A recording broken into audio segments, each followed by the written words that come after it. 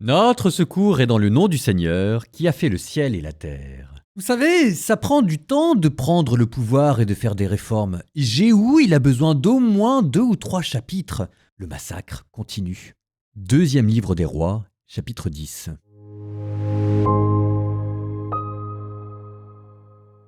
Akab avait à Samarie 70 fils. Jéhou écrivit des lettres et les envoya à Samarie aux chefs de la ville, aux anciens et aux précepteurs des fils d'Akab pour leur dire « Au moment où cette lettre vous parvient, vous avez avec vous des fils de vos maîtres. Vous avez aussi des chars et des chevaux, une ville fortifiée et des armes. Voyez qui, parmi les fils de votre maître, est bon et loyal. Placez-le sur le trône de son père et combattez pour la maison de votre maître. » Ils eurent très peur et se dirent « Si les 2 rois n'ont pas tenu en face de lui, comment nous-mêmes pourrions-nous tenir ?» Le maître du palais et le gouverneur de la ville, les anciens et les précepteurs envoyèrent dire à Jéhou « Nous sommes tes serviteurs, et nous ferons tout ce que tu nous diras, mais nous ne choisirons personne comme roi. Ce qui est bon à tes yeux, fais-le. » Jéhou leur écrivit une seconde lettre pour leur dire « Si vous êtes pour moi, et si vous écoutez ma voix, prenez les têtes des hommes, les fils de votre maître, et venez au-devant de moi à Israël demain, à la même heure. » Or, les 70 fils du roi étaient chez les grands de la ville qui s'occupaient de leur éducation. Dès que la lettre leur parvint, ceux-ci prirent les fils du roi, égorgèrent ces 70 hommes, mirent leurs têtes dans des corbeilles et les envoyèrent à Jéhou qui était à Israël. Un messager vint l'informer en disant « On a apporté les têtes des fils du roi. » Jéhou dit alors « Mettez-les en 2 tas à l'entrée de la ville jusqu'au matin. » Au matin, il sortit et, debout, dit à tout le peuple « Vous êtes des hommes justes. Moi, j'ai conspiré contre mon maître et je l'ai tué, mais tout ceci, qui les a frappés? Sachez-le donc. Aucune des paroles prononcées par le Seigneur contre la maison d'Akab ne restera sans effet. Le Seigneur a accompli ce qu'il avait dit par l'intermédiaire de son serviteur Élie. Et Jéhou frappa tous ceux de la maison d'Akab qui restaient à Israël, et tous ses grands, ses familiers et ses prêtres, sans laisser un seul survivant. Puis il se leva et partit pour se rendre à Samarie. Comme il était en chemin vers Beth-Eked-Aroïm, il rencontra les frères d'Okosias, roi de Juda. Jéhou demanda « Qui êtes-vous » Ils répondirent « Nous sommes les frères d'Okosias, nous descendons saluer les fils du roi et les fils de la reine mère. » Il dit « Saisissez-les vivants !» On les saisit vivants et on les égorgea à la citerne de Beth-Eked. Ils étaient 42, pas un n'en réchappa. Jéhou partit de là et trouva Jonadab, fils de Récab, qui venait au-devant de lui. Il le salua et lui dit « Ton cœur est-il loyal envers le mien, comme mon cœur envers le tien ?» Jonadab répondit « Il l'est. » Jéhou reprit « S'il l'est, donne-moi ta main. » Jonadab lui donna sa main et Jéhou le fit monter près de lui sur son char. Il lui dit « Viens avec moi et vois mon ardeur jalouse pour le Seigneur. » Il l'emmena sur son char. Arrivé à Samarie, Jéhou frappa tous ceux de la famille d'Akab qui restaient à Samarie jusqu'à l'extermination selon ce que le Seigneur avait annoncé à Élie. Jéhou rassembla ensuite tout le peuple. Il leur dit « Akab a peu servi Baal. Jéhou le servira beaucoup. Maintenant donc, convoquez auprès de moi tous les prophètes de Baal, tous ceux qui le servent et tous ses prêtres, qu'il n'en manque pas un, car moi, je vais offrir un grand sacrifice à Baal. Qui manquera perdra la vie. » Mais Jéhou agissait par ruse pour faire disparaître ceux qui servaient Baal. Il déclara « Qu'il y ait une assemblée sainte pour Baal. » Et on la convoqua. Jéhou envoya des messagers dans tout Israël. Ceux qui servaient Baal vinrent, tous sans exception. Ils entrèrent dans le temple de Baal qui fut rempli d'un mur à l'autre. Jéhou dit au préposé du vestiaire Sors un vêtement pour tous ceux qui servent Baal. » Et il sortit pour eux les vêtements. Jéhou arriva avec Jonadab, fils de Récab, au temple de Baal. Il dit à ceux qui servaient Baal, « Cherchez bien et veillez à ce qu'il n'y ait ici avec vous aucun des serviteurs du Seigneur, mais uniquement ceux qui servent Baal. » Ils entrèrent alors pour offrir des sacrifices et des holocaustes.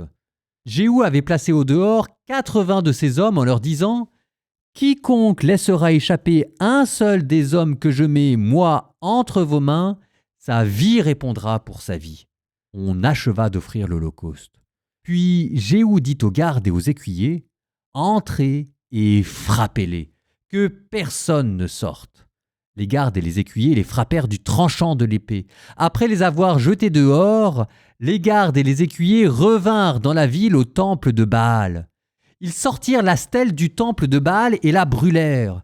Après avoir détruit la stèle de Baal, ils démolirent son temple et en firent un tas d'immondices, comme il en est jusqu'à ce jour.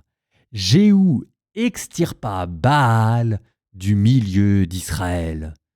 Toutefois, il ne s'écarta pas des péchés que Jéroboam, fils de Nébat, avait fait commettre à Israël, à savoir les veaux d'or, celui de Béthel et celui de Dan.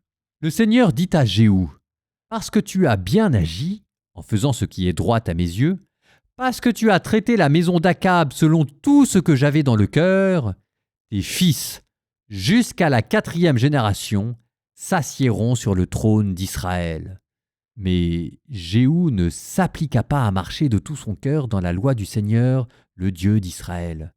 Il ne s'écarta pas des péchés que Jéroboam avait fait commettre à Israël. En ces jours-là, le Seigneur commença à amputer Israël. Hazaël frappa les habitants dans tout le territoire. Depuis le Jourdain au soleil levant, tout le pays de Gad et de Galaad, de Rouben et de Manassé, depuis Aroër qui est au-dessus du torrent de l'Arnon, et aussi le Galaad et le Bashan. Le reste des actions de Jéhou, et tout ce qu'il a fait, et toute sa bravoure, cela n'est-il pas écrit dans le livre des annales des rois d'Israël ? Jéhou reposa avec ses pères, et on l'ensevelit à Samarie. Son fils Joachaz régna à sa place. Le temps que Jéhou régna sur Israël à Samarie fut de 28 ans.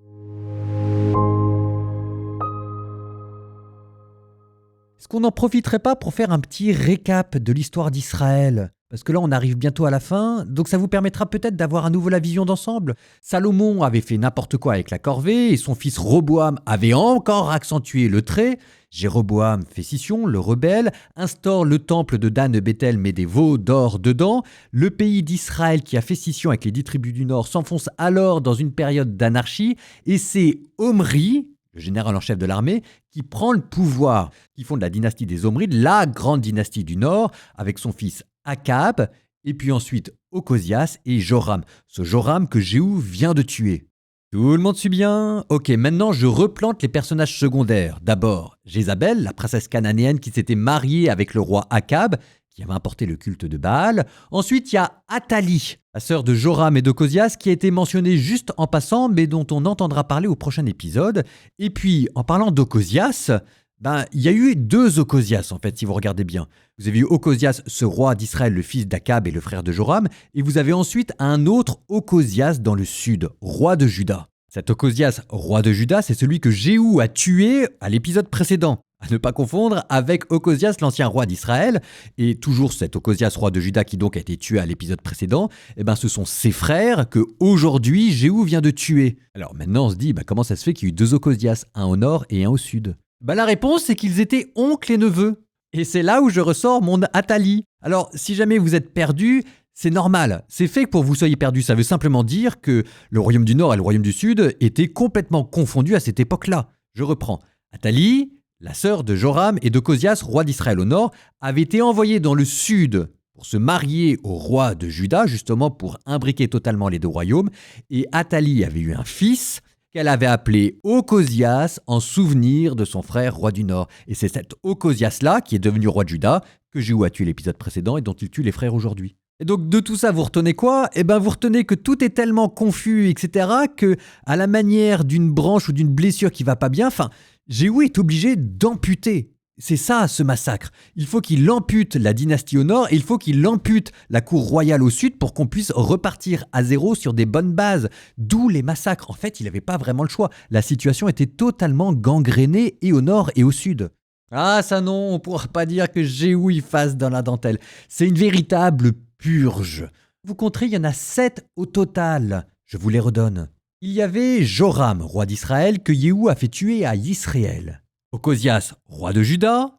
Jézabel, la reine-mère. Les frères d'Akab. Les frères d'Ocosias dans l'épisode. Les anciens de la ville et les adorateurs de Baal.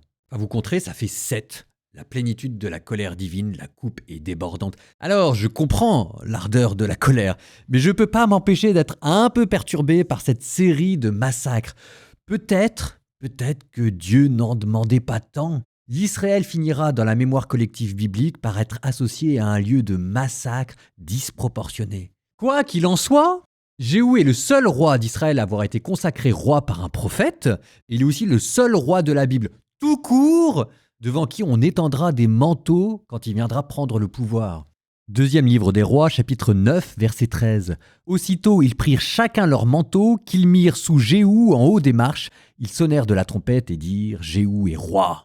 Et moi je dis, c'est quand même curieux de voir Jéhou à ce point-là préfigurer le Christ. Mais c'est vrai, vous entendrez un lointain écho de l'ardeur de Jéhou quand Jésus purifiera à son tour le temple. Quand il s'écriera « L'ardeur pour ta maison m'a consumé ». C'est la même chose et pourtant on ne peut pas s'empêcher de préférer l'ardeur de Jésus qui garde l'aspect rebelle, prophétique et intransigeant sans l'aspect sanguinolent, cruel et violent de Jéhou. Bon, en tout cas, pour revenir à Jéhou, c'est ce que je vous disais, c'est quand même la première fois qu'on entend la Bible dire du bien d'un roi du Nord. Citation « Il fit ce qui est droit aux yeux du Seigneur ». Alors, il fit ce qui est droit aux yeux du Seigneur, mais un tout petit détail, il ne détruit pas les sanctuaires de Dan et de Béthel que Jéroboam avait fait construire en mettant les idoles, les veaux d'or à l'intérieur. C'était cette phrase que vous avez entendue. Il ne s'écarta pas des péchés de Jéroboam. Ce qui s'est passé, c'est que Jéhou, qui a été sacré roi par les prophètes de la communauté dissidente d'Élysée, fait une réforme religieuse pour réinstaurer le culte du dieu Yahvé et expulse les adorateurs du dieu Baal. En même temps, le dieu Baal, c'était une religion étrangère, période de refondation nationale, ça va dans son sens. Et à l'inverse, il rétablit le culte national. Oui, mais un détail près, il y avait différentes sensibilités dans ce culte national. Alors, il y avait la sensibilité bibliste, mosaïque, deutéronomie, je ne sais pas comment il faut l'appeler, parce que nous, on qualifierait d'orthodoxe, avec les tables des 10 commandements, l'Alliance. Il y avait une autre sensibilité, pour le coup, beaucoup plus païenne et à tendance idolâtrique, qui adorait Yahvé sous la forme d'un veau d'or à Dan et à Béthel, et qui n'hésitait pas à marier ce Yahvé avec une déesse Asherah. Souvenez-vous, on a retrouvé des inscriptions qui le prouvaient. Et ce que Jéhou s'est dit, c'est que il est en pleine période de refondation nationale, il n'allait pas prendre le risque de scinder le peuple en deux et d'avoir une guerre civile sur les bras, donc pour ne pas mécontenter tout le monde, il a laissé les sanctuaires idolâtriques. Mais la conclusion, c'est que comme il n'a pas purifié jusqu'au bout la religion, Dieu ne va pas le protéger jusqu'au bout. Et la guerre avec les Araméens reprend, à une différence près et plus grave, c'est que cette fois-ci, les territoires que Aram va reprendre ne seront plus repris. Ces territoires, les premiers à disparaître, c'est comme par hasard les tribus transjordaniennes. Souvenez-vous, on n'avait pas parlé de ces tribus qui avaient fatigué tout le monde pour s'installer à l'est du Jourdain dans le livre de Josué. Et ben voilà, elles viennent de disparaître. Ce ne sont plus les 10 tribus du Nord, mais les 7 tribus et demie. Bon, j'étais un peu long dans mon commentaire, mais ça me semblait important de faire tout ce récap, pour que tout le monde comprenne bien, mais du coup, je vais sortir mon joker. Je vais mettre le psaume que normalement on est censé lire à la fin de cet épisode, à la fin de l'épisode sur Jérémie.